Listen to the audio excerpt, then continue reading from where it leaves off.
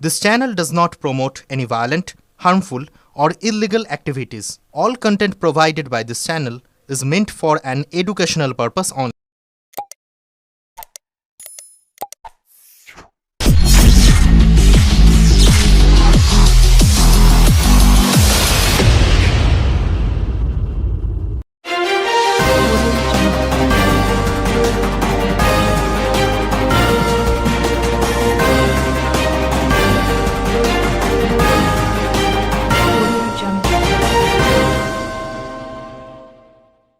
শৌচালয়ের সামনে ডাই করা স্কুলের পাঠ্যপুস্তক, ভাইরাল ভিডিও ঘিরে বিতর্ক পান্ডুয়ায়। পান্ডুয়া থানার ঠিক পাশেই অবস্থিত ইটাচুনা চক্রের স্কুল এসআই অফিস। সেই অফিসে শৌচালয়ের সামনেই পড়ে রয়েছে স্কুলের বই। এইরকম একটি ভিডিও সম্প্রতি ভাইরাল হয়েছে।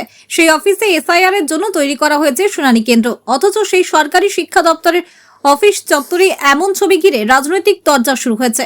একদিকে যখন এসআইআর হিয়ারিং চলছে, অন্যদিকে সেই অফিসেরই শৌচালয়ের সামনে খোলা জায়গায় পড়ে থাকতে দেখা যায় স্কুলের বইপত্র। বইগুলি পুরনো নাকি নতুন শিক্ষাবর্ষে তা জানা যায়নি। আর এই ভিডিও ভাইরাল হতেই তুমুল আলোড়ন পড়ছে পান্ডুয়ায়। হিয়ারিং এ আসা এক ব্যক্তি জানান, এটা অত্যন্ত নিন্দনীয়। বাথরুমের মধ্যে কিভাবে বই থাকতে পারে? এই ঘটনাকে ঘিরে তীব্র নিন্দা জানিয়েছে বিজেপি, তৃণমূল, সিপিআইএম, তিন প্রধান রাজনৈতিক দল। পান্ডুয়ার প্রাক্তন সিপিআইএম বিধায়ক আমজাদ হোসেন কটাক্ষ করে বলেন, শিক্ষা দপ্তর আর বাথরুম সমার্থক শব্দ হয়ে গেছে। পশ্চিমবাংলার শিক্ষা ব্যবস্থা বেহাল হয়ে গেছে, তাই ৯,০০০ স্কুল বন্ধ করে দিয়েছে তৃণমূল সরকার। তাই বইপত্র তো বাথরুমেই থাকবে। আসলে তারা দপ্তরটাকেই তুলে দিতে চায়। বিজেপি নেতা সুরেশ সাউ বলেন, একটা নোংরা জায়গায় স্কুলের বই রাখা রয়েছে। এই বই আমাদের কাছে বিদ্যার, যেখান থেকে শিক্ষার আলো বেরোয়, সমাজ শিক্ষিত হয়, সেই বইকে কোথায় রাখতে হয় তার ন্যূনতম জ্ঞান নেই। এরা আবার সমাজকে শিক্ষার আলো দেবে। এই ঘটনার নিন্দা জানিয়ে হুগলি শ্রীরামপুর সাংগঠনিক জেলা তৃণমূলের সহ সভাপতি অসিত চট্টোপাধ্যায় বলেন, এটা চরম নিন্দনীয়। আমি এর তীব্র নিন্দা জানাই। আমি শিক্ষা দপ্তরের ব্যবস্থা নেওয়ার জন্য জানাবো। একজন সরকারি কর্মচারীর জন্য সরকারের মান সম্মান ধুলোয় লুটিয়ে যাবে। এটা কোনোভাবেই বরদাস্ত করা হবে না। ইটাচুনা চক্রের এসআই সন্ত ফৌজদার জানান, আমরা গোটা বিষয়টার ঊর্ধ্বতন কর্তৃপক্ষকে জানানো হয়েছে। এসআইআর হিয়ারিং এর সঙ্গে মাধ্যমিকের ডিউটি করতে হচ্ছে শিক্ষা দপ্তরের কর্মীদের। হুগলি জেলা প্রাইমারি শিক্ষা সংসদের ডিআই দীপঙ্কর রায় বলেন, বিষয়টা আমার জানা নেই, তবে এসআইআর এর কাছে রিপোর্ট চেয়েছেন ডিপিএসসির চেয়ারম্যান। কাদের বই কি বই সেটা বুঝতে পারছি না, রিপোর্ট পেলে জানতে পারবো। তবে যদি এমন ঘটনা হয়ে থাকে সেটা মোটেও ঠিক নয়, তবে সেটা টেক্সট বই কিনা সেটা বোঝা যাচ্ছে না। হুগলি জেলা শাসক খোরশেদ আলী কাদরি জানিয়েছেন, বিষয়টি আমার জানা নেই, খোঁজ নিচ্ছে। ব্যুরো রিপোর্ট, আমার কলকাতা নিউজ। শিক্ষা দপ্তর আর বাথরুম সমার্থক শব্দ হয়ে গেছে। এখানকার শিক্ষামন্ত্রীর মাল কোথায় থাকে? বাথরুমে থাকে। টাকা বাথরুমে, সোনা বাথরুমে, বান্ধবী বাথরুমে। এদের সবই বাথরুম প্রেমী মানুষেরা। আর সেখান থেকে তারপরে রাস্তা নাই এদের জেল। পার্থ চ্যাটার্জি নিজে জেল, শিক্ষা দপ্তরটা গোটাটা জেল। শিক্ষা সংসদের চেয়ারম্যান মানিক ভট্টাচার্য থেকে শুরু করে, কাউন্সিলের চেয়ারম্যান থেকে শুরু করে, আপনার একদম শিক্ষক শিক্ষিকা নিয়োগ হয় যে কমিশন দ্বারা, তার চেয়ারম্যান অবধি জেলে ছিল। এখন তো বিজেপির সঙ্গে সেটিং করে আবার সব চোরেরা জেল থেকে জামিন নিয়ে বাইরে আসছে। তো শিক্ষা ব্যবস্থাটা পশ্চিমবাংলার বেহাল হয়ে গেছে।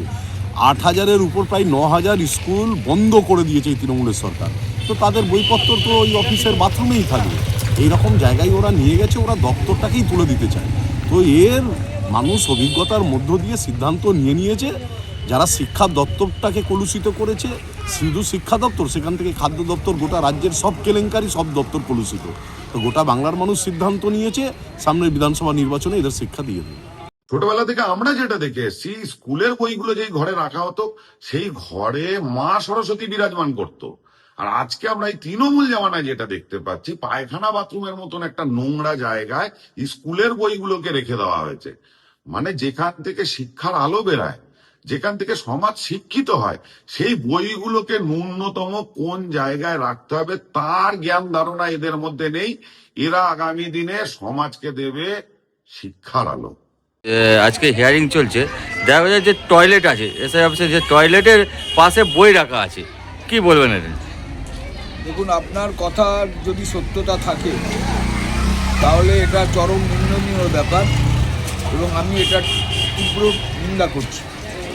আপনার কাছে যেহেতু জানলাম, আমি আজই ডিপিএসসি থেকে আরম্ভ করে শিক্ষা দপ্তরে যোগাযোগ করে এর বিষয়ে ব্যবস্থা নেওয়ার জন্য বলছি। দু একজন সরকারি কর্মচারীর জন্য সরকারের মান সম্মান ধুলোয় লুটিয়ে যাবে, সরকার বঞ্চিত হবে, এটা কোনো মতেই বরদাস্ত করা যায় না। সরকারি কর্মচারীকে তার নির্দিষ্ট নিয়ম নীতি অনুযায়ী চলতে হবে।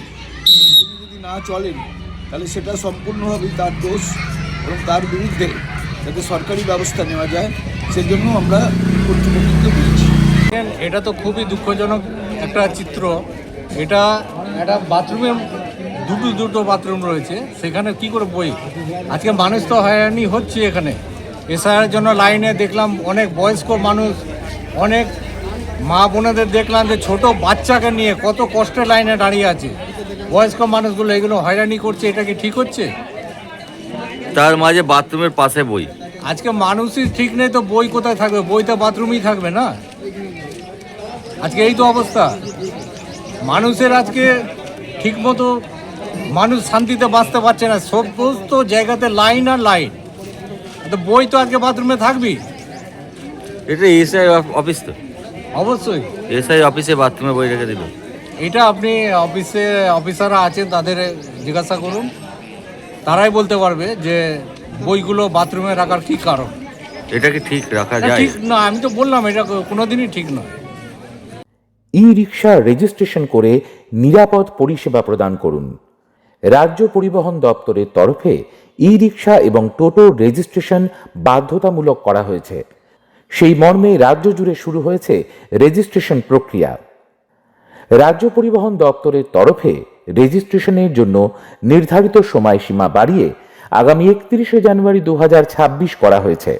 টোটো ও ই রিক্সা চালকদের কাছে আবেদন, সরকারি নির্দেশ মেনে চলুন, রেজিস্ট্রেশন প্রক্রিয়ায় অংশ নিন। বিভ্রান্ত হবেন না, নির্দিষ্ট পোর্টালে রেজিস্ট্রেশনের আবেদন করুন।